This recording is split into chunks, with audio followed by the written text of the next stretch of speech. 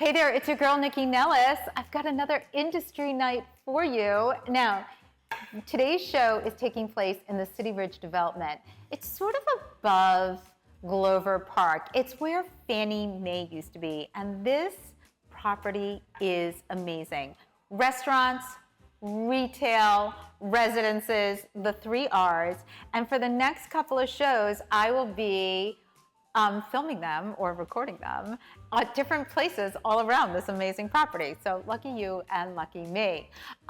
Today's show is really special for 2 reasons. First and foremost, we're just coming off the Rammys, which is the Restaurant Association of Metropolitan Washington's awards. It's like the Grammys, but it's the Rammys. It's for the restaurant industry. I was one of the presenters, and I got to present some amazing awards, like to my very good friend Jean-Paul Sabatier at Jane, who won, and Carlos Delgado of Casa and Amazonia also won. Oh, and La Chacran won for Best New Restaurant.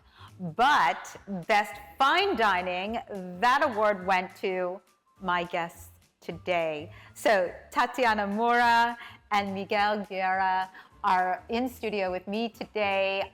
They are of Mita, the Latin American plant food fine dining restaurant. They are the winners. They are also Michelin starred as well as James Beard nominees. And we have such a good conversation today. I cannot wait for you to hear it. But I start off the show with Rob Wolcheski. He has been with the City Ridge development since early days, like when it was still Fannie Mae, and helped create this fabulous space we were in. So we start over at Shinwa Izakaya with Chef Winston Sheng, and then we finish the show here at King Street Oyster Bar, where I got some oysters, and I have an amazing conversation. This will nourish your soul.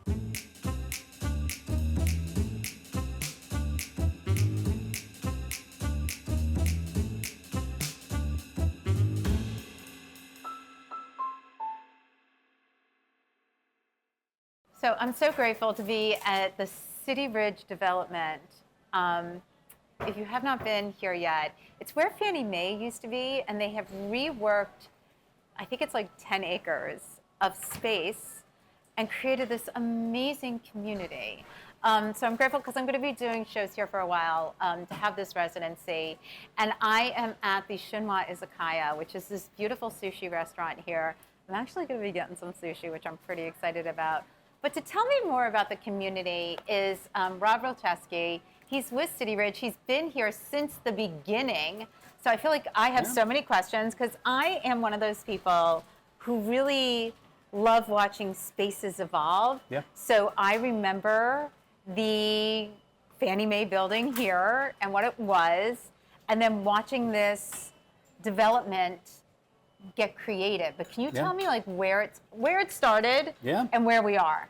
Yeah, so I've had the pleasure of working on the City Ridge development since 2015. So it's been a 10-year journey. You know, a lot of blood, sweat, tears, laughter. I don't want to know about the blood, but go ahead. So, you know, our notion for this property was really to create a village within the city. So when we saw the opportunity to acquire the Fannie Mae site, we realized that in this part of upper Northwest DC, there wasn't a gathering place where people could come together with friends, with family, enjoy a meal, spend time together in public. And so that really resonated with us, was an opportunity to shape 10 acres into something special. Oh, I was right. It is 10 acres. You nailed it. Oh my God. Yeah. Well, so I'm sort of curious if we could look at it just from a different perspective before we dive in deep. And you can answer this because you've been a part of real estate for so long. From what I see, my uneducated lens is that there's been a real change in how developments are put together in the city. We're not seeing just buildings anymore. We're seeing communities built, like City Ridge. So it's not just a couple of apartment buildings and a couple of restaurants. There's a real plan and a real aesthetic. So how did you all decide that 10 years ago? Because you have to sort of be, future seers. You have to look into the future of what is going to resonate with people. Right. Well, I mean, I think from our perspective, at Roadside, we are long-term investors. We're not a developer who builds something and then looks to sell it once we've finished building. And so we find ourselves investing in the long term of a neighborhood and the long term of a city. Okay. And so from our perspective, we are really in a people-focused business, right? The buildings are just the vehicles that we serve our customer.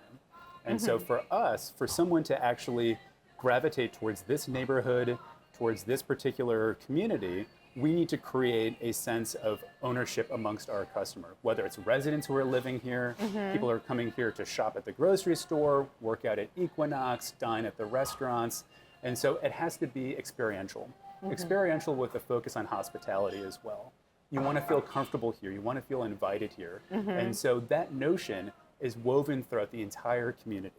From the architecture and the design all the way through the different spaces that we've created, but then also the experiences that we provide, both through our retail partners as well as internally within our residential offering. So I want to start with residential, and then let's move to retail and restaurants. Sure.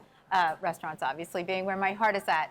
When it came to developing these residential buildings, what was the creative process? How did you go about deciding what that living experience would be like? Because each building is incredibly unique. Yeah. So for us, at first it started with massing and the human experience with the buildings themselves.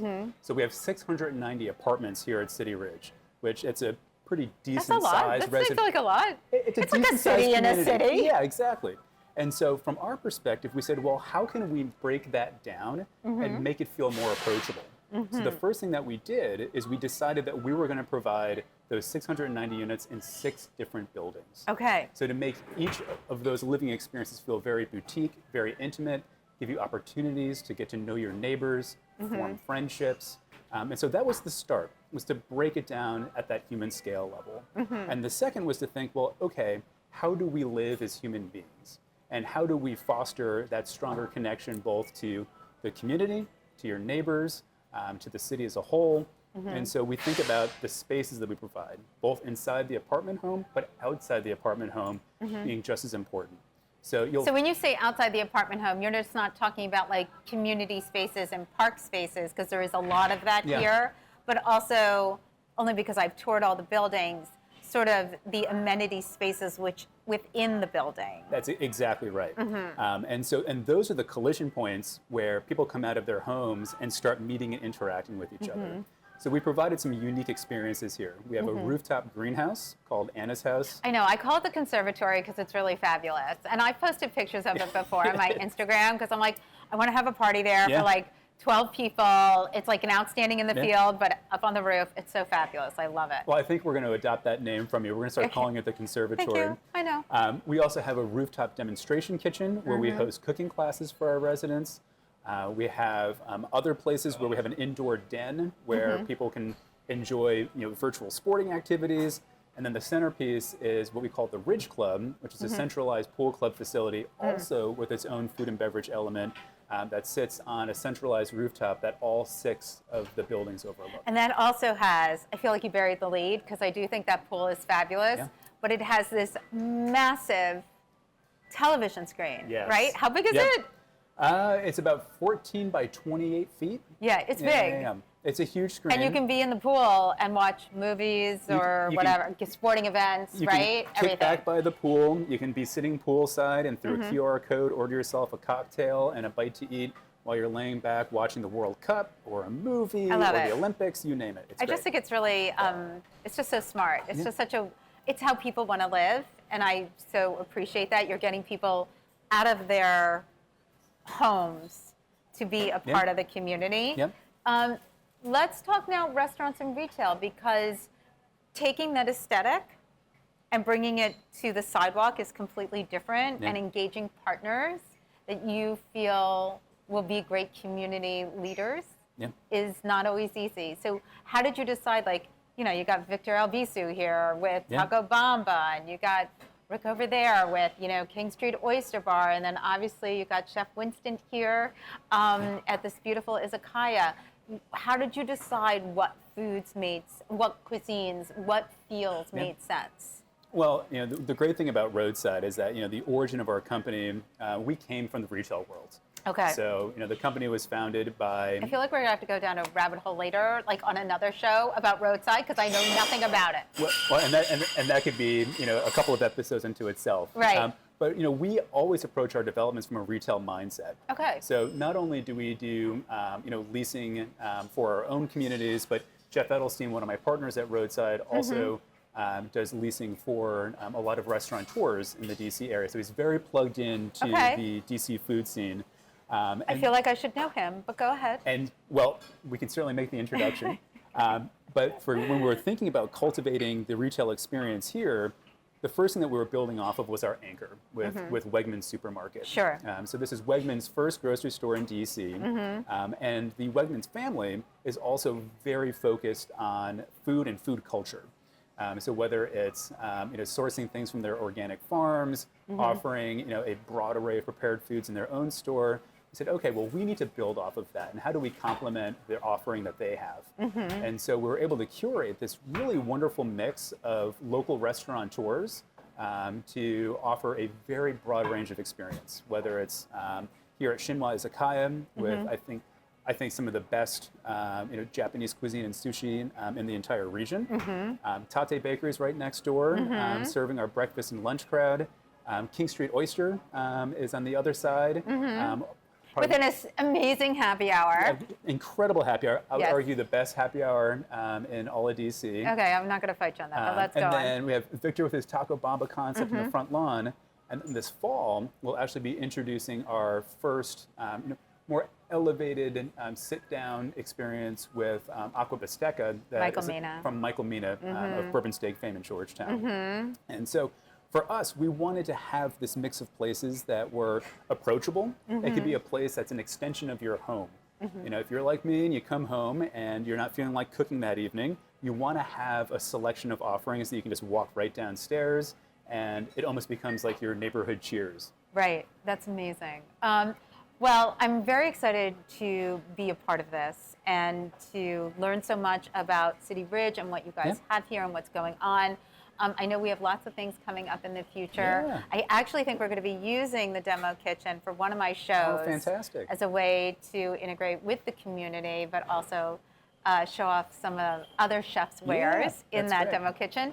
And I'm going over to King Street Oyster Bar because I have Grammy Award winners, Michelin starred, and also James Beard nominees, the chefs from Mita, joining me today for today's interview. So thank you so much for hosting. Well, thank you for coming to visit with us. Absolutely, and we'll be back with you soon. Terrific. Great. All right. So if you're watching this Industry Night episode on YouTube, you see that I changed locations. I have left the Izakaya, and I am now at King Street Oyster Bar. Today actually happens to be National Oyster Day, because every day is a food holiday. So I've got a platter of fabulous oysters in front of me, which I will totally be getting into. Unfortunately, one of my guests is allergic to shellfish, so they will not be partaking. But I'm so excited because I have with me two people that I just adore. I have Tatiana Mora. She is the first female Venezuelan chef to receive a Michelin star. And Miguel Guerra. Yep. Oh my God. That was right.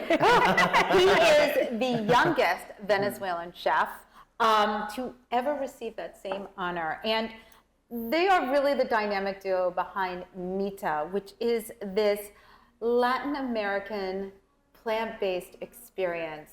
And experience is really the key word there. That is what happens when you go to Mita. It is a beautiful space filled with beautiful service and even better food, which is why they are getting all these accolades. Michelin, James Beard, and we are just coming off of their Grammy win. So I'm so grateful to have you both here with me today, because I know how busy you are.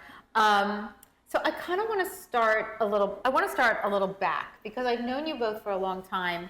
But you didn't start off together, and Mita was a pop-up. So I'd love to know, before the pop-up, like, who was the peanut butter, who was the chocolate? How did you guys wind up to be a Reese's peanut butter cup? How did that happen? Tatiana? Well, ladies first. Yeah. Well, we met at La Cosecha. And Miguel was working in a restaurant there. Which one? El Cielo. Oh, okay. Yes, he was the head chef in that moment, and I was the chef of La Serenata. Oh, okay.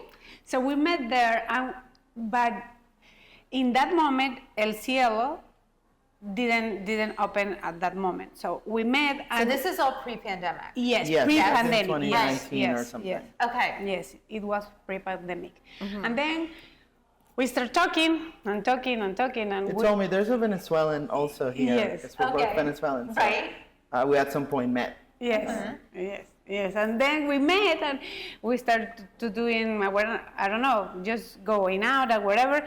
And then in that moment, I was vegan. Oh, so you were vegan? Yes. But you are no longer vegan? No longer vegan. Okay. Because my iron don't get the level that The protein. Yes, that I have. Understood. So I stopped to doing vegan, but we start to thinking about the vegan experience. Okay. So I'm just sort of curious, since you were both chefs, you're both chefs, and you're in DC, you're both immigrants, and you both came to the city and you're eating all around the city. What weren't you seeing? What were you seeing? As this was, as Mita was formulating, what was it that you were seeing? So I think, I always like fine dining more than going in hotels and fast casual restaurants. So I think I was tired of like caviar being the luxury on your meal and these fancy ingredients, which we use truffle and Mita, don't get me wrong, but I think there's another luxury that we wanted to explore. And just like getting that local farmer to get your vegetables and, exploring our culture, which is mainly protein, right? Just to get that difference and showcase our flavors in a different way. And we found vegetables to be the protagonist. Yeah, Interesting. just the star. So did you start, well, I'm going to back up. Why don't we get a little bit of each of your histories? Yep. Because I feel like I know it, but maybe people who are tuning in don't. So Miguel, let's start with you. What is your cooking background? How did you get into food and wind up here in DC? So I don't have a whole show. Let's keep it like 3 or 4 minutes. I started cooking since I was a kid with my grandma. Like she used to make these huge wedding cakes. So I loved the passion that I would see on her doing it. And I was like, I want to learn how to do that, right? And I started doing like these fondant cakes, and I was just an expert piping and doing all these things. Now I want him to make me a cake. That's why I love pastry. And then long story short, I wanted to be an architect at some point, and then I moved to, I graduated high school, and then I said I'm moving to the US and I'm going to be an architect. Okay. And then I did all these things. Long story short, I signed up for the school, and then my mom and my dad were like, you're not going to do that. You don't like that. You have to be a chef, which is the opposite. Really? I was going to say, most chefs tell me that their parents will tell them to do anything else but be a chef. And this was the opposite. I had my paperwork done to be ready to go to school, and they were like, we're going to take you on a tour to all culinary schools in Miami. Okay. So you can look at them. Obviously, I fell in love. Yes. And then I was like, this is what I want to do. I had to go back, change my visa, and they paid for the university, so they have to get a refund, all these things. And I was like, I loved it. I loved it since day one. So you knew you wanted to be back of the house? No, I stayed in Miami. Okay, no, in the restaurant. You knew you wanted to be a chef? Oh, yeah, always. Always. Yes. And did you want to focus on pastry? I Or were love you like, pastry, I like but I was everywhere? like, I like everything. I like Okay. to know everything. So I was more like, I need to know pastry. I need to know how to be a savory chef. So I was like, I did school, halfway through school And what brought you here? to DC, El Cielo. El Cielo Yeah. brought you here. Okay. So I worked with them for a long time in Miami, and then I was ready to like quit. And they told me like, we're opening a new restaurant, so we want you to go there. So I came to DC. I love that. Now, we haven't talked about your donut spot Yep. because that did sort of come out. And Tatiana, I'd love to hear your trajectory. How did you wind up here in DC? Well, I am here in DC because my sister lives here in DC.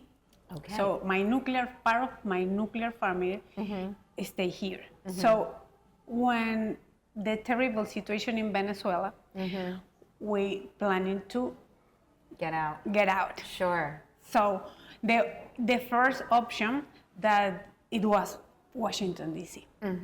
So we start doing our papers and then be here. Okay. But were you cooking in Venezuela? Like at what point when did you put on the chef hat? Where were you, when did you become a cook? Okay. Right? Well, I started cooking because my mom passed away when I was 10 years old. I'm so sorry. Okay. And in that moment, I was in charge of the cooking area in my house. Okay. How many siblings? In that moment, 5. A lot. Okay. Okay. Somebody has to do the cooking. Somebody has to cook. So, and after that, I went to Spain and graduated in Spain. And then I came back to Venezuela and put 2 restaurants. Okay, with the father of my kids, that he is a chef here in DC too.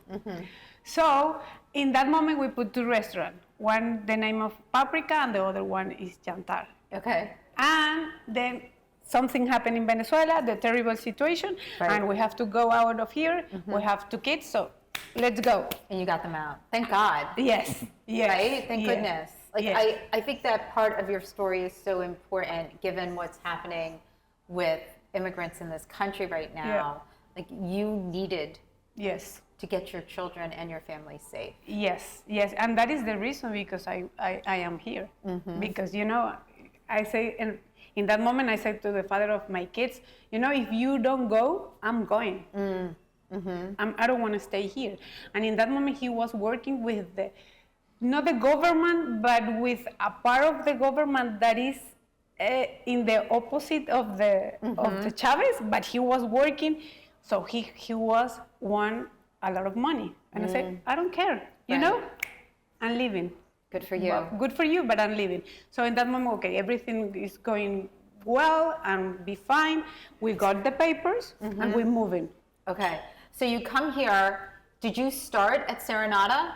Yes. Okay. Yes, because we live here first at Baltimore because he was the chef of Alma, and then we separate, and then So that's a whole other story. Yes, I am allowing you to keep saying yes, the father of my children as if I don't know what else is going on there. But that we have a lot. We don't have the show for that. But anyway, so you start at La Coteca. You need a whole show for that. Do I need to give you time? okay. So you're at La Coteca, the 2 of you meet. Yes. And you start to brainstorm. So the Yes. first Mita is a pop-up. Yes. Where was your head at? Because you said something in the beginning of the show, Miguel, about fine dining, right? Yes. So you knew from the get-go that this was going to be an elevated experience. What was it? I want to hear like sort of where you both were initially. If I'm completely honest, Yeah. I thought that was nothing. Okay. I thought it was just like, let's do something for a week and just, I hate to be at home, right? Okay. I have to be always doing something outside of my house. And You then need to it was, make your home feel a little Yes. safer, but go ahead. and then middle of the pandemic, Tatiana was doing meals for Jose Andres. Sure, World Central Kitchen. With Daniela. And then I lived right upstairs from La Cosecha. And then I was like, what are you doing? I'm just going crazy here for 3 months, 5 months, I don't know how many months already. Right. And I was like, can I help you? Can I chop onions? Can I do something? And she was, yeah, I mean, yes, I don't care if I get sick or now, but I just really want to get out of my house. And then she was like, we started helping, and then, Instagram and everything. We saw people doing all these to-go boxes and all these experiences at home, and we were like, why don't we do something? Right. You're already cooking, so we're already Right. here. If you're gonna get sick, we're gonna get sick. So let's do something. And we was like, what are we gonna do? We do something Latin American, of course, but we don't want to do something Venezuelan. We want to do something more broad. Why? Why? Because that's what I think is one of the things that I think is interesting given both of your stories is that Mita is Latin American. It is not Venezuelan specific. Why did you make that decision? Because I think that in that moment, in that particular moment, I think that it was 7 Reasons doing something to go, and it was amazing for them. And I said to Miguel, hey, don't do Venezuelan food. Okay, because somebody else is already doing it. Because somebody, yes. Understood. Okay. But I think it's also, we wanted to showcase and explore, because I haven't been to El Salvador, I haven't been to all these different countries in Latin America, where we wanted to I really. think we should go on trips. Let's go on trips. Let's go explore. We should really explore different cultures that are not only ours, that we know how to tell a story, and explore and study and showcase something different. I hate to be enclosed and just being, hand tight. It's like, oh, that's not Right, it's not Venezuelan. Well, Yeah. actually, though, but I think what's interesting, I mean, you can say this universally around the world, there's so many dishes, like let's say arepas, right? Like arepas you can find in lots of Colombia, places, right? So, but this is how they do it in Colombia. This is how they do it in Venezuela. Do you know what I mean? So it's like a dumpling or other things. Like there's so many cultures that have iterations of similar cuisines. So I totally get not wanting to be in a box. But let's kind of jump ahead a little bit. You do the pop-up. It's well received. Yes. And how is the pop-up executing versus how the restaurant is executing? Like, what's the difference? Everything, yes, of Even course. the logo is different. The logo is different. And also that in that moment, I think that I talked to Daniela, and Daniela said, okay, you have to say who Daniela is. yes, Daniela is the owner of the Serenata. Yes. And Colada Shop. And Colada Shop. She's a boss. She's the best. She's been on this show. Yes, She's amazing. She's amazing, yes. She inspired me a lot. So in that moment, she told me, hey, let's do it, Let's do it. What you want to do, and I'm with you and Miguel, and let's prepare something. But you knew you wanted to do plant-based. Plant-based. I mean, we came up, we had somebody do a logo. Let's do something to go. Let's plan something. Daniela said, yes, you will sell it through Serenata. And, we put up a menu, we put up a logo, and yes, this is how much it costs. I have no clue how much it cost at that moment. And then we buy the things, cooked, and just did the first delivery. But I guess I want to jump ahead. I want to know how you went from that to, 3 years later? Yeah, so like opening up a restaurant. Like not everybody can get the funding. This is a fine dining restaurant. Yep. This is the hospitality that you are affecting, the way your staff behaves, the way they're dressed, the feel of the space is very specific. This is not a regular restaurant. Yeah. Do you know what I mean? Yeah. So you have an approach. So we did the pop-up for La Cosecha for 1 year. We're eating oysters while he's talking. Go ahead. Where we actually went from doing to-go boxes to doing a sit-down pop-up at La Cosecha for a year. Okay. Where you get a tasting menu, 5 courses. And then, so you knew you wanted a tasting menu? I mean, it was easier because it was just like a tiny kitchen and, So we did a 5-course. I think we had a la carte as well. I can't remember. And then basically when that agreement ended, La Cosecha kept saying, like, people kept asking for Mita, when are you guys coming back? And we were like, is this like, I think at that point I already quit El Cielo and Tatiana already quit Serenata just to be there because there was no way we could do it. So it was like, I already quit my job and Tatiana quit her job. So it was like, I think we should kind of pursue, I think this is the restaurant idea. So I think we should kind of take a look at it. So let's jump forward now to Mita today. Fine dining, award-winning.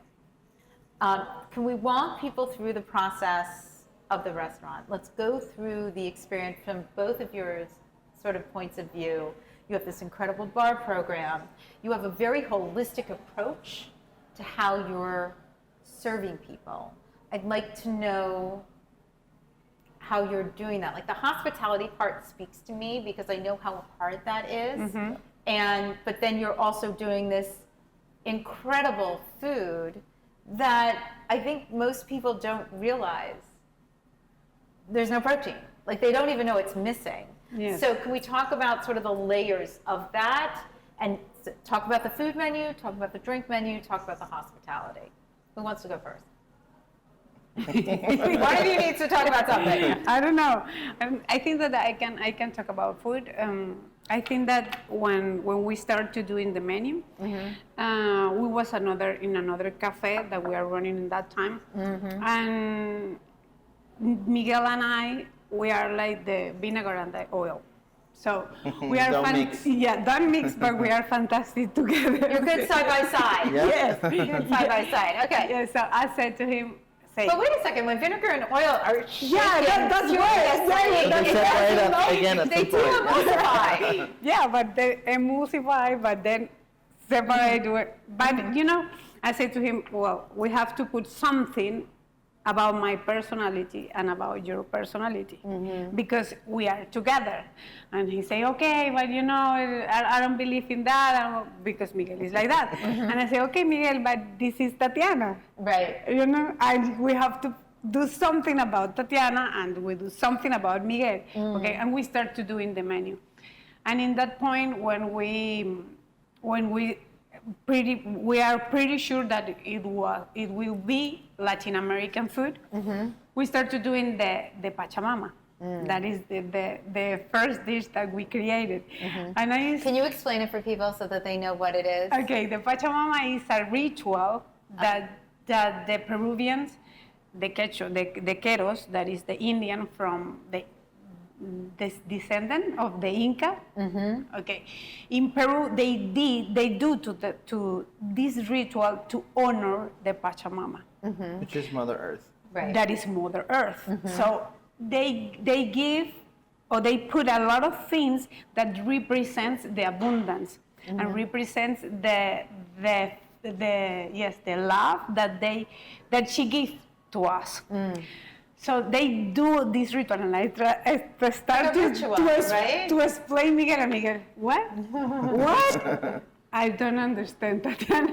I have to look out what happened because I don't understand. And he started to study and to see at the video the ritual because he didn't understand from my But I think what you're saying is, and I can appreciate why if you're not in the same place as a way of expressing it, it's a way of showing gratitude Yes. Yep. to the earth for the food that it's giving us. Yes. And one of the things that I think you both do when it comes to the menu at Mita is you let the product shine, even if it's manipulated, right? You're letting it sing. And I think being grateful or saying thanks or giving grace, however you want to do it, to the product, it infuses the food. Yes. Right? Somebody said to me once a long time ago, you can always tell when the chef in the back is not cooking with a smile. Yeah. Right? Like you can taste it in the food. In fact, during the pandemic, I will never forget, we ordered from a chef, I will not name him, but I'll tell you afterwards.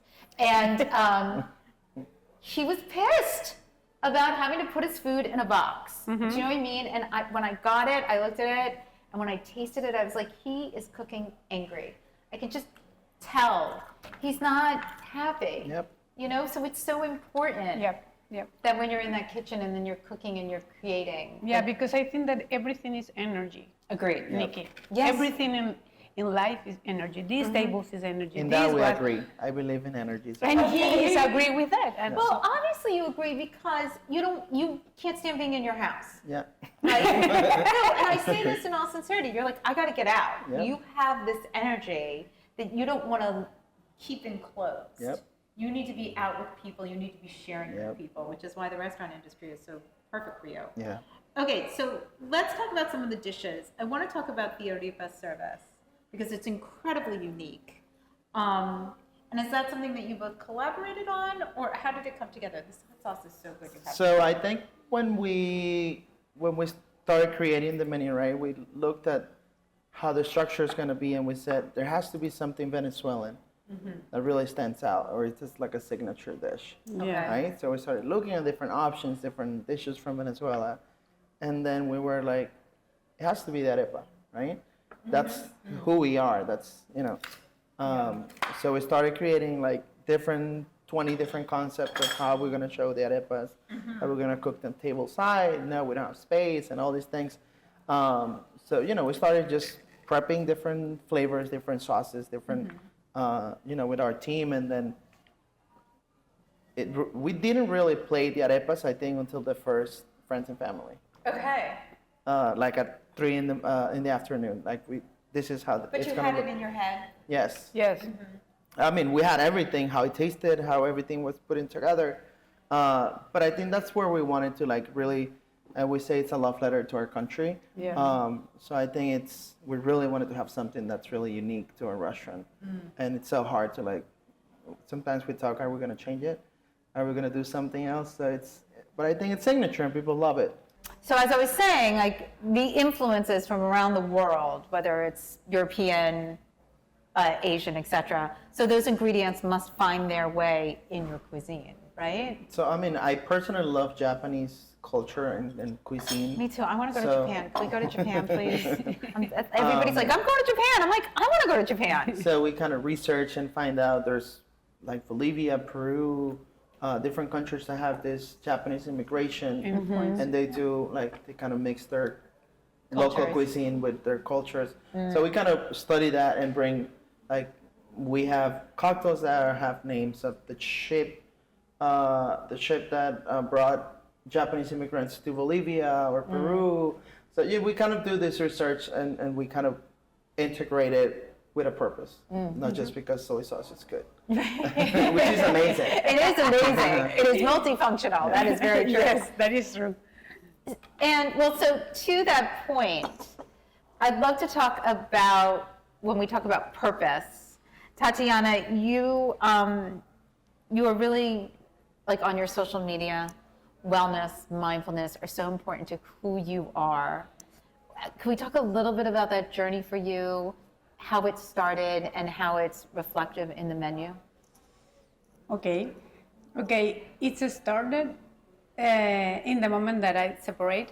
And in that moment, I go deeply in that, in that area, because I think that I have to search the reasons because that happened to me.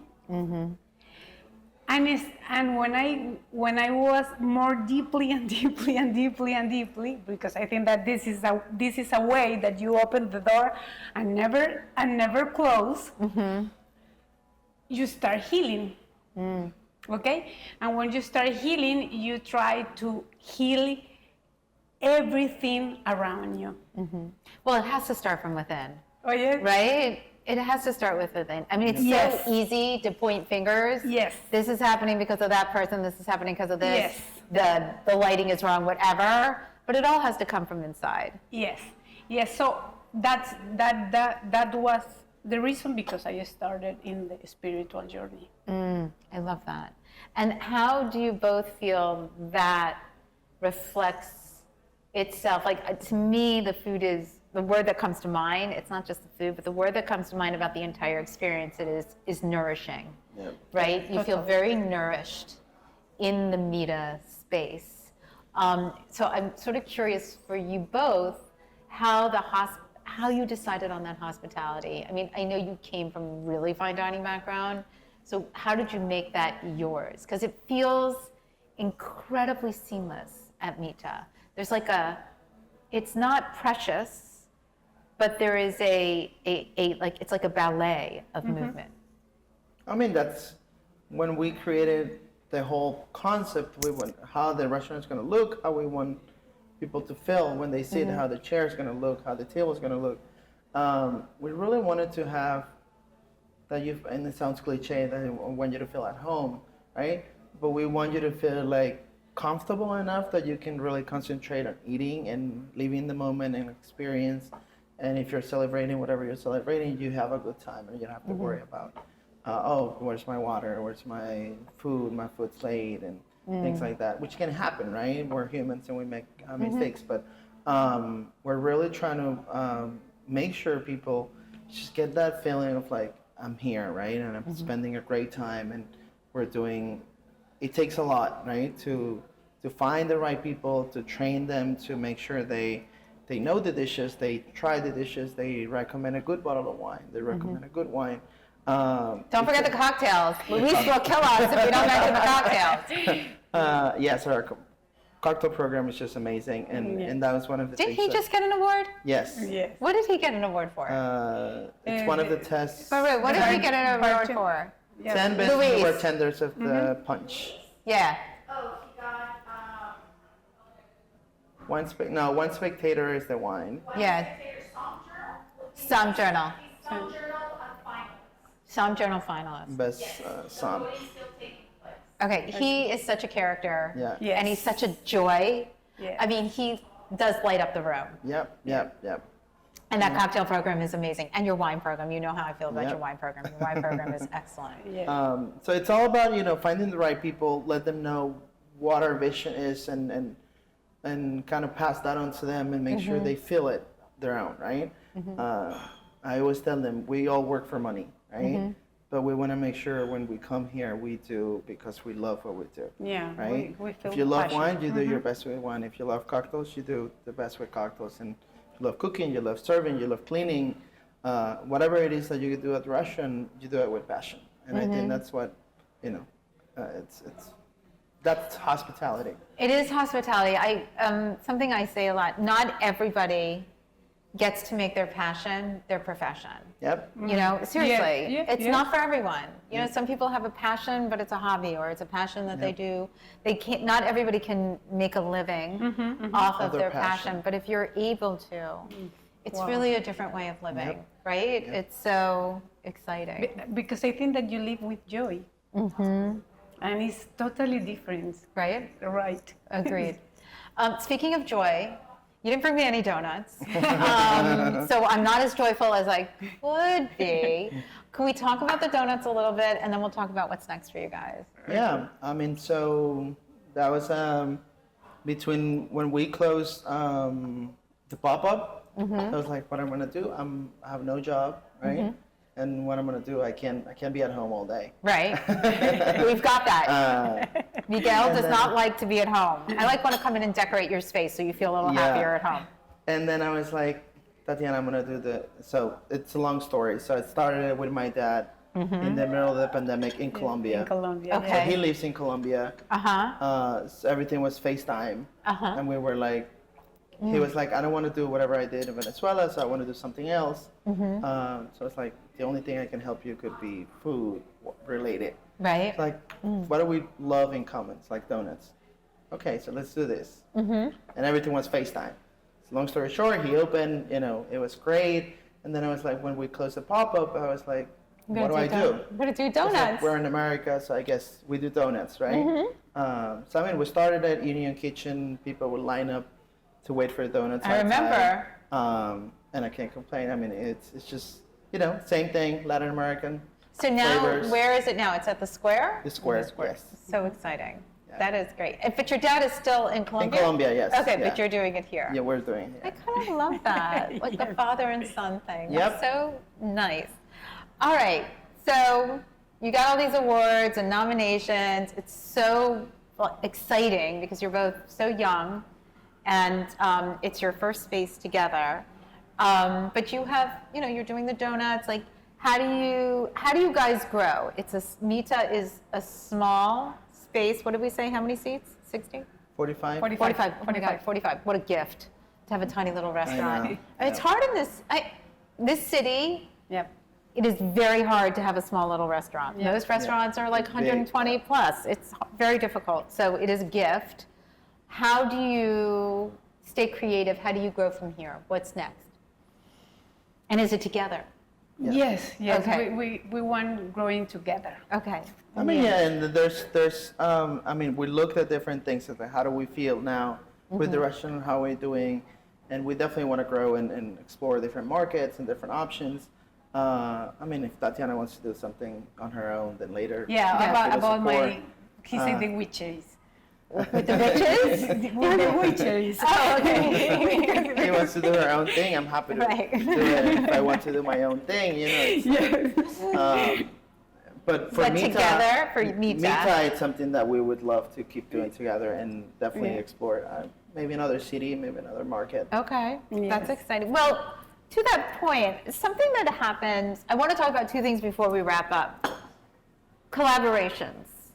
It is like necessary for restaurants these days to either have people come in and cook with you or to you to go to other places and cook with other people. You guys do a ton of collaborations. What's the drive? Why?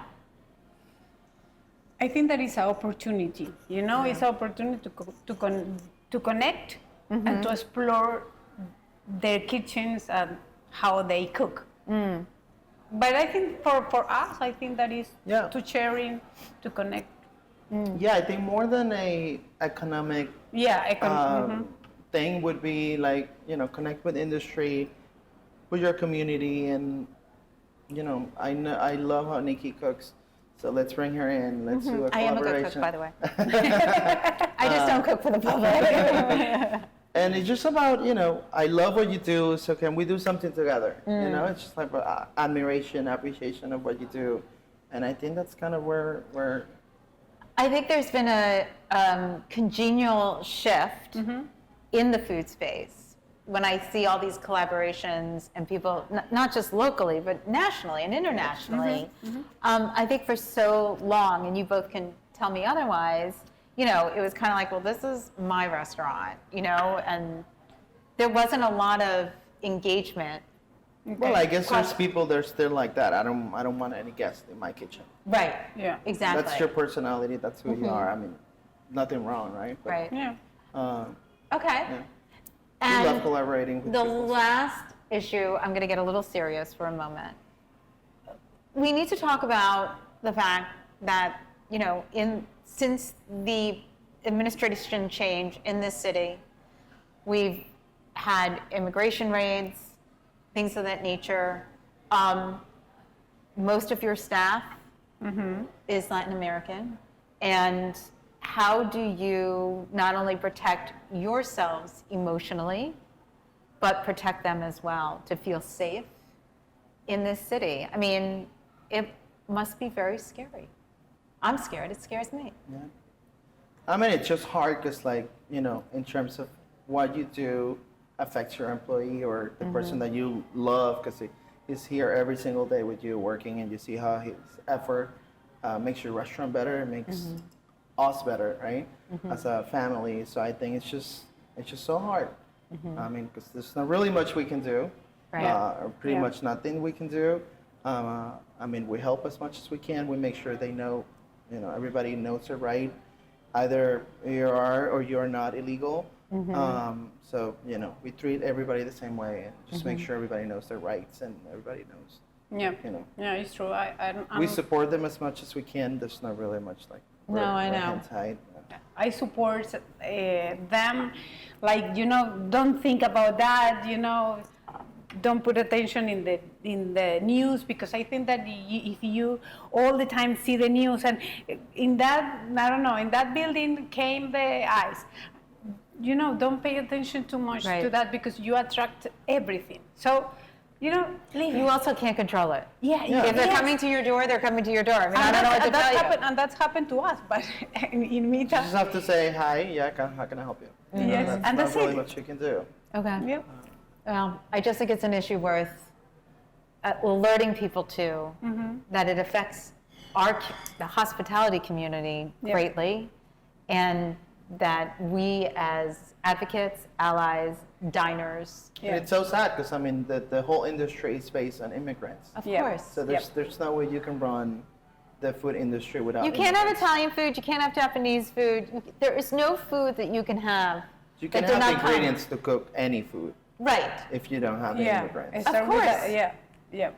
Anyway, all right. Yeah. Well, On that happy note, I want to thank you both for joining me today. Thank you. Watching your journey has been an absolute joy for me personally, and watching your success and eating your success, all of it. It's just so great. So Thank you. Congratulations to both of you, and thank you for joining me on Industry Night Thank you today. so much. Thank you We're so much for excited. inviting us.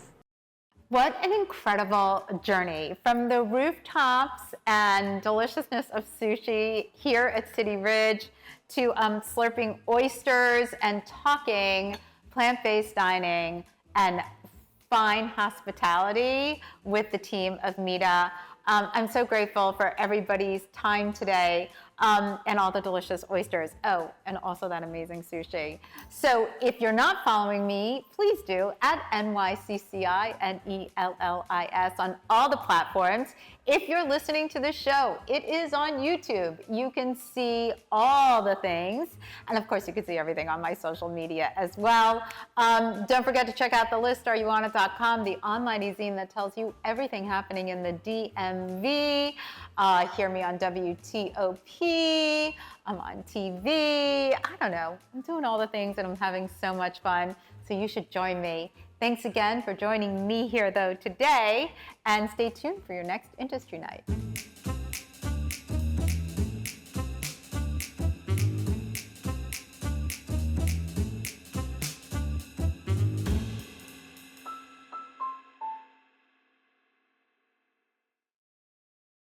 Produced by Heartcast Media.